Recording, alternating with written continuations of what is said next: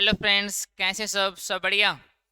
आज की इस वीडियो में हम ये पता करेंगे दोस्तों कि जिन बच्चों का दो सीजीएल 2022 का एग्ज़ाम हुआ है, जिनका मेंस क्लियर हो गया, प्री क्लियर हो गया, अब पोस्ट प्रेफरेंस फॉर्म आ चुका है, तो उसके लिए कुछ इंपॉर्टेंट बातें सीखेंगे जिससे आप लोग पोस्ट प्रेफर करते टाइम चीज़ों का ध्यान रख पाओगे जी। ठीक है, और इजीली उस जॉब के ऊपर टिक कर पाओगे जो आपके लिए बेनिफिट है, आपके लिए क्या है, सुटेबल है दोस्तों। ठीक है, कुछ इन्हीं चीज़ों के बारे में बात करने वाले हैं। अगर आप लोग ये पॉइंट्स को डिस्कस कर लेंगे ना और ये वीडियो देख लोगे आप लोग, तो आपको पता लग गया कि हाँ, कौन सी पोस्ट मुझे चूज करनी चाहिए, क्यों करनी चाहिए और कब करनी चाहिए दोस्तों। ठीक है जी। तो पहला तो क्राइटेरिया हमारा पहला ही आपके पास गिवन है दोस्तों कि वह है एलिजिबिलिटी। कि पहले किसी भी पोस्ट को चेक करने से पहले अपनी एलिजिबिलिटी देख लेना कि दोस्तों उसके अंदर किस चीज़ की रिक्वायरमेंट है। समझ पा रहे हो ना। अगर मान लेते हो आप साइंस साइड से और आप लोगों को बैकग्राउंड मिल गई इकोनॉमिक्स वाली, ठीक है जी, तो मेहनत करनी पड़ सकती है आप लोगों को। आप उस चीज़ के लिए एलिजिबल हो कि नहीं हो ये भी देखना पड़ेगा आप लोगों को जी। ठीक है जी। तो पहले एलिजिबिलिटी क्राइटेरिया को पहले देखना कि आप उस चीज़ के लिए एलिजिबल हो या नहीं हो जी। क्योंकि कुछ पोस्ट में क्या है, फिजिकल मांग रखा कि इसमें मेडिकल होता है जी, कि आप लोग पोस्ट को फिल कर दो और उसमें सेलेक्ट भी हो जाओ और बाद में मेडिकल आउट हो जाओ जी। ठीक है जी। तो ये बात ध्यान रखने लगी, एलिजिबिलिटी क्राइटेरिया मैटर करेगा जी, आप उस पर्टिकुलर पोस्ट के लिए एलिजिबल हो या नहीं हो जी। दूसरा पॉइंट हमारा एज लिमिट, कि कुछ पोस्ट की क्या एज लिमिट 27 प्लस दोस्तों।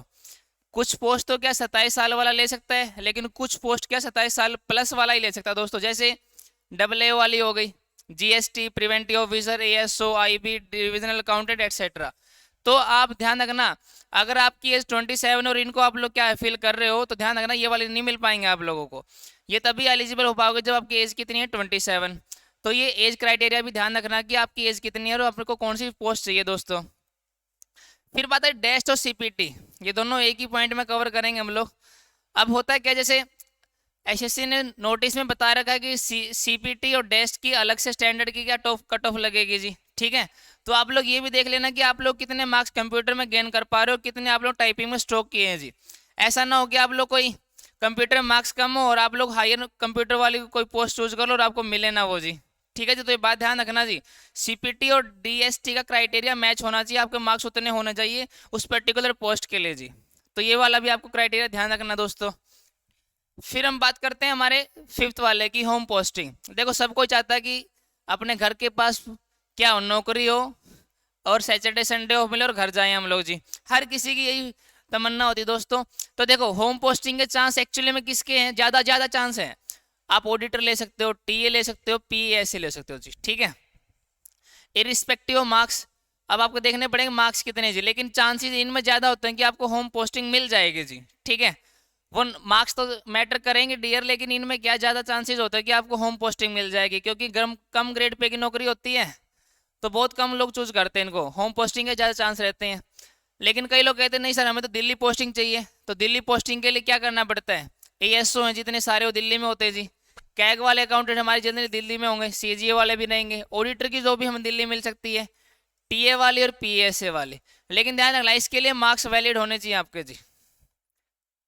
क्या है, मार्क्स। होम पोस्टिंग तो देखो हर एक बंदे की अलग अलग होती है, झारखंड वाला झारखंड में चाहेगा, छत्तीसगढ़ वाला छत्तीसगढ़ में चाहेगा। लेकिन अगर आपको दिल्ली में चाहिए ना तो मार्क्स मैटर करेंगे दोस्तों वहां पे, क्योंकि हर कोई बंदा दिल्ली में चाहता है, एक सिटी है और अपॉर्चुनिटी बहुत ज़्यादा होती है वहाँ पे, तो इसके लिए मार्क्स मैटर करेंगे। तो ये वाली जो पोस्ट है ना डेफिनेटली आपको दिल्ली में रखेंगे दोस्तों जी। ठीक है, बाकी पोस्टिंग होती रहती है। फिर कहते हैं सर होम पोस्टिंग छोड़ो, दिल्ली पोस्टिंग छोड़ो, मेरे को सैलरी से मतलब है जी, मेरे को सैलरी चाहिए जी। ठीक है, तो आप क्या चूज कर सकते हो, MEA, ministry of external affair कर सकते हो। डबल ए जो हमारी एक ही गैजेटेड पोस्ट है जो सीजीएल के थ्रू भर्ती होते हैं दोस्तों, इसमें क्या 4800 ग्रेड पे की पोस्ट होती है, तो आप लोग इसको भी ले सकते हो जी। सीबीडीटी हमारा इनकम टैक्स हो गया, जीएसटी एक्साइज वाला होगा, ये भी तो हमारी सैलरी के मामले में बहुत बढ़िया पोस्ट होती है दोस्तों जी। ठीक है, वर्क लाइफ बैलेंस होता है इनके अंदर, सैलरी बहुत ज़्यादा होती है। अगर किसी को लग रहा है कि मैं इंडिया से नहीं बाहर जाना चाहूँगा, वहाँ पे डॉलर कमाना चाहूँगा, तो आप एक्सटर्नल अफेयर में ज्वाइन कर सकते हो, सैलरी बहुत बढ़िया मिलेगी दोस्तों वहाँ पे जी।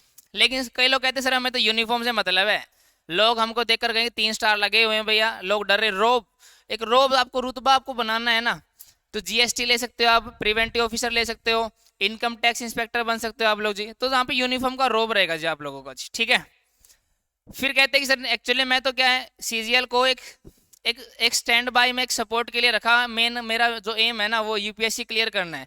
तो एक हमारी पोस्ट होती है डिविजनल अकाउंटेंट। ठीक है, मतलब इतना हेक्टिक शेड्यूल नहीं होता कि आप तैयारी करने का टाइम ना मिले आप लोगों को। तो ये पोस्ट ऐसी है जिसमें आप लोग क्या है ऑप्ट करके भी आप लोग तैयारी कर पाओगे दोस्तों इसकी जी। यूपीएससी प्रिपरेशन के सबसे बढ़िया हमारी जॉब होती है डिविजनल अकाउंटेंट। तो ये हमारी ज़्यादा हेक्टिक होती नहीं है, इसमें वर्क लाइफ बैलेंस आराम से होता है, सैटरडे संडे मिल ही जाते हैं आप लोग, तो आराम से तैयारी कर पाओगे जी। लेकिन अगर आपको चाहिए कि पावर चाहिए सर हम लोगों को, तो पावर से मतलब है जी, ठीक है, पावर हाथ में हो, अथॉरिटी हो, तब मजा आएगा सर हमारा। तो उसमें क्या है, सीबीआई होगी, एनफोर्समेंट ऑफिसर हो गया, एमईए हो गया, जीएसटी हो गया, इनकम टैक्स इंस्पेक्टर होगी जी। तो ये वाली जो वो हमारी जॉब है जिसमें पावर आपको दिखेगी जी। वर्क लाइफ बैलेंस हमारा क्या है, यूपीएससी वाले डीए में भी हो जाएगा, और जो एएसओ है वो हमें पूरी उम्र ही हम लोगों को कहाँ नौकरी करनी पड़ेगी दोस्तों, दिल्ली में करनी पड़ेगी। वही ऑफिस रहेगा, वही आपका ठीक है काम रहेगा, ड्राफ्टिंग नोटिंग वाला।